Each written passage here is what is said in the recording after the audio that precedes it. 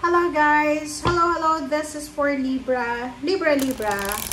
Welcome dito sa aking channel, Libra. Kapalaran 888. Kung bago ka sa channel ko, please like, share, and subscribe. Okay. First card natin, Libra, is Great Adventure.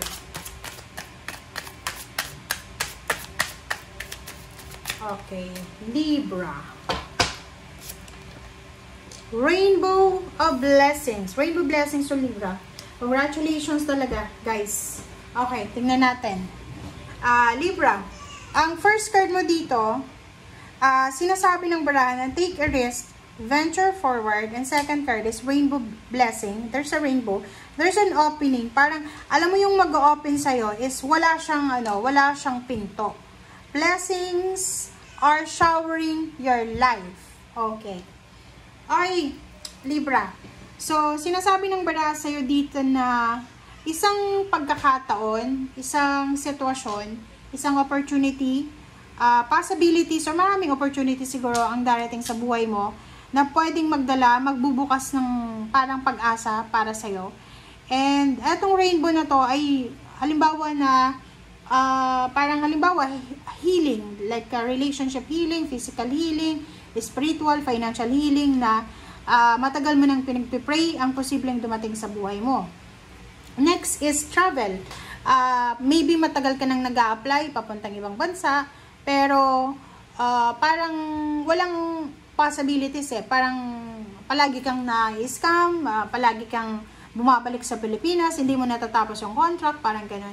But this card, sinasabi ng barahan na ihanda mo yung sarili mo para sa isang blessings or maraming blessings na posibleng uulan sa buhay mo. And isa na dito is yung travel. Maybe unexpected travel or expected travel, movement, or maybe nakikita ko dito sasakyan. Pwedeng makabili ka ng sasakyan, makapag-travel ka sa ibang bansa, makalipat ka ng ibang bahay, or kung ano pa man. Congratulations, Libra. Alright, so tingnan natin kung ano ang message sa'yo, guidance ng ating archangels.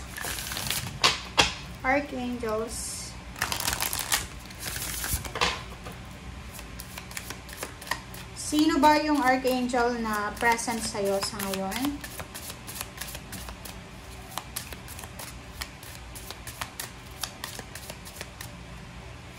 Okay.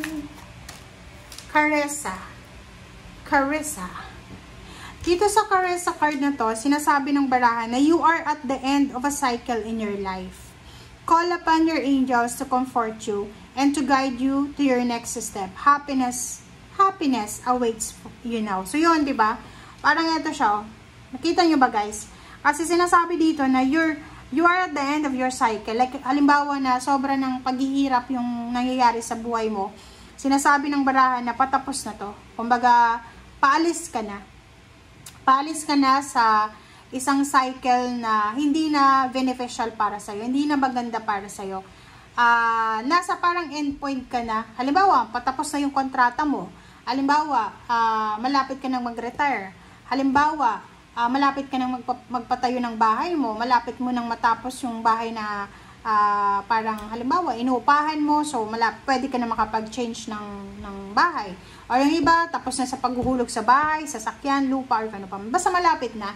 So, sinasabi ng baraha sa'yo dito na tawagin mo yung mga angels mo para i-comfort ka and i-guide ka sa next step mo. Okay? May naghihintay na sobrang kaligayahan and success sa kung saan ka man papunta. Okay. Congratulations, guys.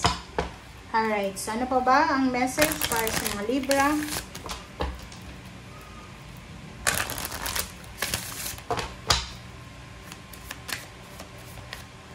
Alright. Family. Wow! So, nakikita ko sa'yo dito, Libra, na isang buong pamilya. Kumbaga, pwedeng yun, isang buong pamilya ang magta-travel sila. Is either lilipat sila ng bahay, or is either isang pamilya ang magta-transform. Like, for example, makakapagbakasyon sila.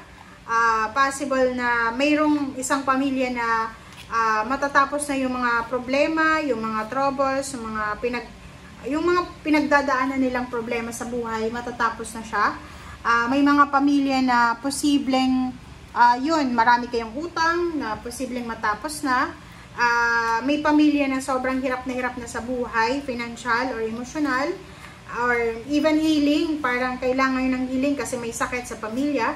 Ang posibleng matatapos na yung mga problema na yan. Okay? Alright, so tingnan natin dito sa last deck mo, Libra.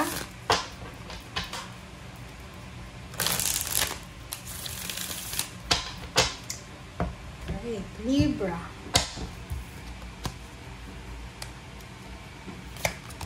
Okay, Magician. Magician, this is transformation. So, sinasabi ng baraha sa'yo, Libra, na there's a magic coming. So, choices and option. Oh, ganda. Diba? So, doon sa mga Libra na mayroon kayong mga pinagdadaanan financial, parang feeling nyo, entrap na kayo sa financial problems nyo. Yung parang kahit anong trabaho mo, hindi ka makaipon-ipon. Kahit anong trabaho mo, hindi ka makaalwa sa buhay. Sinasabi ng baraha na the universe and the angels and the guides will give you choices, magic, miracle, unexpected choices and option, unexpected blessings, unexpected, kumbaga yun na nga, magsha-shower ang blessings sa pamilya mo. And isa sa mga kapamilya mo ang posibleng makakatanggap ng job offer, international or local, na pwedeng maging, kumbaga, way, daan para makaalwa siya sa buhay. Kumbaga, ganun. Maybe, lahat kayo na buong pamilya ay makaalis na, bibigyan kayo ng milagro ng universe na makaalis na sa kung ano man ang financial problems. Okay. Alright, so, kung ikaw naman single na Libra, sinasabi ng baraha sa'yo dito na isang exciting na job offer or isang exciting na love life offer ang posibleng darating sa'yo. So, maybe yung nanliligaw sa'yo or nililigawan mo ay hindi mo alam na siya ay mayaman or hindi mo alam na siya ay makakatulong sa'yo para umayos yung financial mong status sa buhay. Or dito sinasabi na isang good news ang posibleng darating sa isang mag-asawa, isang couple sila. Pwedeng, ang couple na to ay makakatanggap sila pareho ng promosyon, salary increase, higher position, or ang couple na to ay makakatanggap sila ng financial offer or job offer. Okay, Hangman. Page of Pentacles. Oh, 'di ba? So, this two cards, last card siya. Sinasabi ng baraha sa'yo, Libra, doon sa mga Libra na, halimbawa na, may nag-offer sa'yo dati ng trabaho, tapos hindi natuloy, it's because of circumstances. Sinasabi ng baraha sa'yo na makakatanggap ka ng balita, makakatanggap ka ulit ng offer, parang re-offer siya, na ito ay posibleng matutuloy na. Financially, parang trabaho siya, or maybe business offer, or kung ano man siya na financial help na hindi natuloy, posibleng matuloy na siya. So, thank you guys for watching and see you again. Bye!